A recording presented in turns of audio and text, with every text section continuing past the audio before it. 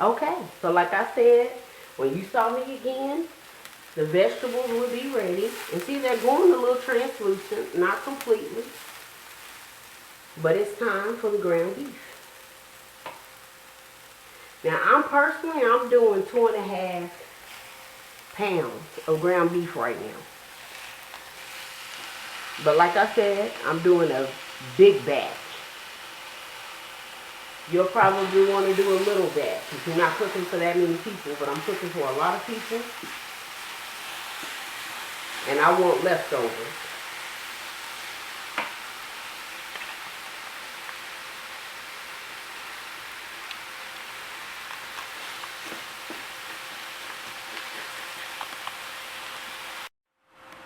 Okay, so we got our ground beef. It's all drained and everything. Now we're going to go ahead and start throwing in some more ingredients. First things first, garlic. I'm using minced garlic. I get the juice and everything in there. Ooh, yum, yum, yum. And I like a lot of garlic. You don't have to do as much garlic if you don't want to, but that's my thing. So now we got the garlic in here. The next thing we're going to add is our black beans. Now I have some seasonings in here with the black beans, which, like I said, will be in at the end of the video. Okay? I'm throwing in some black beans. Next thing, can of whole kernel sweet corn. And like I said, I'm making a big one, but you'll use just the one can for a small one. I don't have to have that much beans and corn and all that kind of good stuff to have a good time. Next thing we're going to add in is that we want some diced tomatoes with green chilies. Some of you might buy the Rotel brand. Some of you might get the off brand. The brand you get at Aldi's, that matter. Red Gold, whatever you get, throw it in there. If you're making a big batch, you might want 2. But I think that this provides enough color for me. And don't worry about the juice. Now, what I did was I strained the black beans because I hate the juice on the black beans. And I just use the canned ones. But on the corn, I strained the corn because I didn't want the juice, because I'm going to be putting water in here also. And I don't want it to be juicy. It'll take even longer to cook if it's too juicy. Alright, so let me go ahead and throw in some of my seasonings. I already have my pepper in there with the first round of the seasonings that I put in.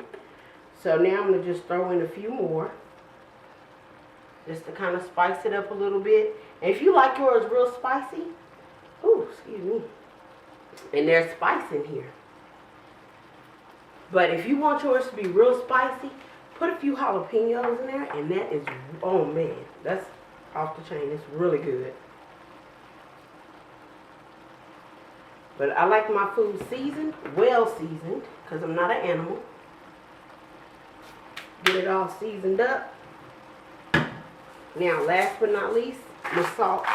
I don't care too much for a whole lot of salt, especially at this stage in the game, because a lot of it's going to cook down. If anything, you can save your salt to the end. It'll be just fine. Now, our next ingredient is going to be our rice. We're going to put the rice in there. Now, I wash my rice. I know everybody doesn't wash their rice. If you don't wash your rice, that's fine. I'm not eating at your house, so I'm not really worried about it. But rice has to be washed in this house, or it does not get eaten. So I'm putting in 2 cups of rice. On a small dish, of course, it's going to be 1 cup of rice. And this is why my rice is going to look a little suspect when I pour it in here, because it's wet from me washing it. Alright. And like I said, I'm doing 2 cups. You guys can do the 1. Doesn't matter. Now, this iron skillet that I'm cooking in, you could do all this in a slow cooker if you wanted to. Get this stuff together, brown it, brown your meat, throw it into that slow cooker, and let it cook. And when you get home from work or wherever it is that you're going, then you can go ahead and start eating. Okay?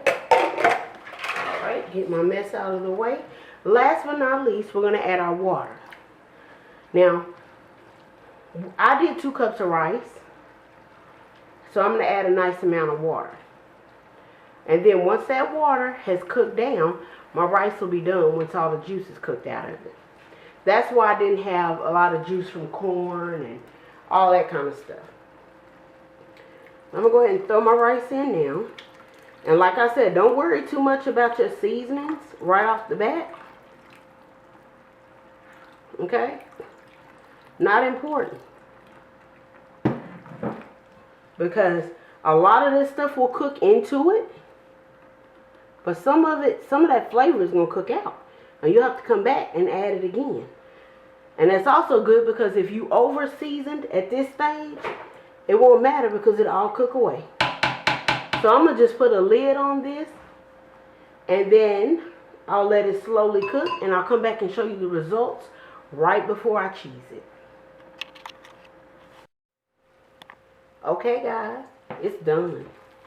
See how it just cooked all that juice out of there? And now you have nice cooked rice. It's not overcooked. It's not mushy. It's not any of that. So now all we got to do at this stage is throw in some cheese. You can do shredded cheese. You can mix your cheese. I like to mix my cheese in it because I want you to have cheese in every bite.